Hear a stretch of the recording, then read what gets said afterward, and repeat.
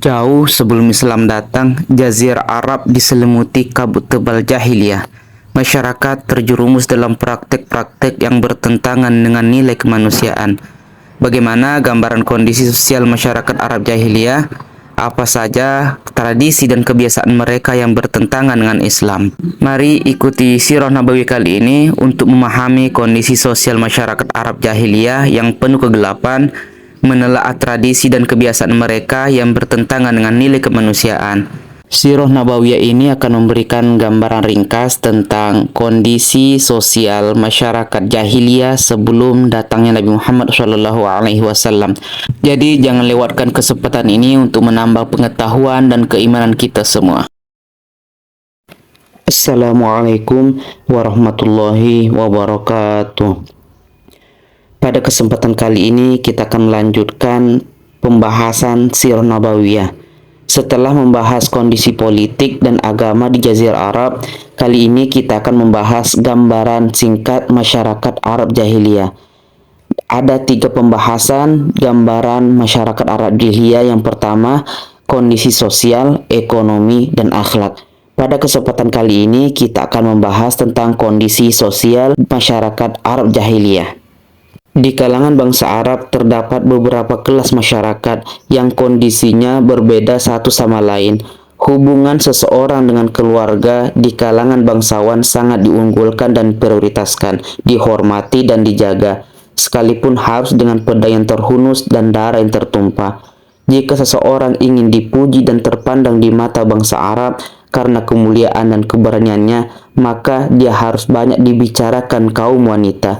Jika seseorang wanita menghendaki, maka dia bisa mengumpulkan beberapa kabilah untuk suatu perdamaian. Dan jika dia mau, dia bisa saja menyalakan api peperangan dan pertempuran di antara mereka. Sekalipun begitu, seorang laki-laki tetap dianggap sebagai pemimpin di tengah keluarga dan tidak boleh dibantah, dan setiap perkataannya harus dituruti. Hubungan laki-laki dan wanita harus melalui persetujuan wali wanita. Seseorang wanita tidak bisa menentukan pilihannya sendiri. Begitulah gambaran secara ringkas kelas masyarakat bangsawan. Sedangkan kelas masyarakat lainnya beraneka ragam dan mempunyai kebebasan hubungan antara laki-laki dan wanita. Kami tidak bisa menggambarkannya secara detail kecuali dengan ungkapan-ungkapan yang keji, buruk, dan menjijikkan. Abu Daud meriwayatkan dari Aisyah bahwa pernikahan pada masa jahiliyah itu ada 4 macam. Yang pertama, pernikahan secara spontan. Seorang laki-laki mengajukan lamaran kepada laki-laki lain yang menjadi wali wanita, lalu dia bisa menikahinya setelah menyerahkan mas kawin seketika itu pula. Yang kedua, seorang laki-laki bisa berkata kepada istrinya yang baru suci dari haid, "Temuilah bulan dan berkumpullah bersamanya." Suaminya tidak mengumpulinya dan sama sekali tidak menyentuhnya hingga ada kejelasan bahwa istrinya hamil dari orang yang disuruh mengumpulinya. Jika sudah jelas kehamilannya, maka suami bisa mengambil kembali istrinya jika memang dia menghendaki hal itu. Yang demikian ini dilakukan karena dia menghendaki kelahiran seorang anak yang baik dan pintar. Pernikahan semacam ini disebut dengan nikah istibdok. Yang ketiga, pernikahan poliandri, yaitu pernikahan beberapa orang laki-laki yang jumlahnya tidak mencapai 10 orang, yang semuanya mengumpuli seorang wanita. Setelah wanita itu hamil dan melahirkan bayinya, maka selang beberapa hari kemudian, dia mengundang semua laki-laki yang berkumpul dengannya, dan mereka tidak bisa menolaknya hingga berkumpul di hadapannya. Lalu dia berkata, "Kalian sudah mengetahui apa yang sudah terjadi dan kini aku telah melahirkan. Bayi ini adalah anakmu, hai Fulan." Dia menunjuk siapapun yang dia sukai di antara mereka, seraya menyebutkan namanya. Lalu laki-laki itu bisa mengambil bayi tersebut. Yang keempat, sekian banyak laki-laki bisa mendatangi wanita yang dikehendakinya, yang juga biasa disebut wanita pelacur. Biasanya mereka memasang bendera khusus di depan pintunya sebagai tanda bagi laki-laki yang ingin mengumpulinya. Jika wanita pelacur ini hamil dan melahirkan anak, dia bisa mengundang semua laki-laki yang pernah mengumpulinya. Setelah semua berkumpul, diselenggarakan undian. Siapa yang namanya keluar dalam undian, maka dia yang berhak mengambil anak itu dan mengaku sebagai anaknya. Dia tidak bisa menolak hal itu. Setelah Allah Subhanahu wa taala mengutus Nabi Muhammad Shallallahu alaihi wasallam, semua bentuk pernikahan ini dihapus dan diganti dengan pernikahan ala Islam. Laki-laki dan wanita bisa saling berhimpun dalam berbagai medan perperangan yang disulut tajamnya mata pedang dan anak panah. Pihak yang menang dalam peperangan antara kabilah bisa menawan para wanita pihak yang kalah, lalu menghalalkannya menurut kemauannya. Namun, anak-anak mereka akan mendapatkan kehinaan selama hayatnya. Di antara kebiasaan yang sudah dikenal akrab pada masa jahiliyah ialah poligami, tanpa ada batasan maksimal berapapun banyaknya istri yang dikehendaki. Bahkan mereka bisa menikahi dua wanita yang bersaudara. Mereka juga bisa menikahi janda bapaknya, entah karena dicerai atau karena ditinggal mati. Hak perceraian ada di tangan kaum laki-laki tanpa ada batasannya. Perzinahan mewarnai setiap lapisan masyarakat, tidak hanya terjadi di lapisan tertentu atau golongan tertentu, kecuali hanya sebagian kecil dari kaum laki-laki dan wanita yang memang masih memiliki keagungan jiwa. Mereka tidak mau terjerumus dalam kehinaan ini. Namun, kondisi orang-orang merdeka dalam kaitannya dengan masalah ini relatif lebih baik daripada awam dan hamba sahaya. Menurut persepsi umum semasa jahiliyah, perzinahan ini tidak dianggap aib yang mengotori keturunan.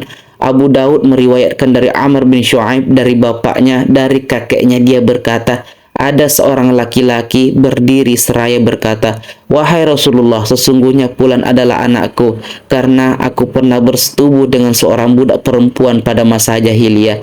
Lalu beliau bersabda, "Tidak ada seruan seperti itu di dalam Islam. Urusan jahiliyah sudah punah." Kisah pertengkaran Sa'ad bin Abi Waqqas dan Abd bin Zum'ah yang memperebutkan anak hamba perempuan Zum'ah, yaitu Abdurrahman bin Zum'ah, sudah sangat terkenal. Ada pula di antara mereka yang mengubur hidup-hidup anak putrinya karena takut aib dan karena kemunafikan, atau membunuh anak laki-laki karena takut miskin dan lapar. Tetapi hal ini tidak dianggap sebagai kebiasaan yang memasyarakat, sebab bagaimanapun juga mereka masih membutuhkan anak laki-laki untuk membentengi diri dari serangan musuh. Sedangkan pergaulan seorang laki-laki dengan saudaranya, anak saudaranya, dan kerabatnya sangat rapat dan dekat. Mereka hidup untuk fanatisme kabilah dan mati pun rela karenanya. Dorongan spiritual untuk mengadakan pertemuan dalam satu kabilah sangat kuat, sehingga semakin menambah fanatisme tersebut. Landasan aturan sosial adalah fanatisme rasial dan marga.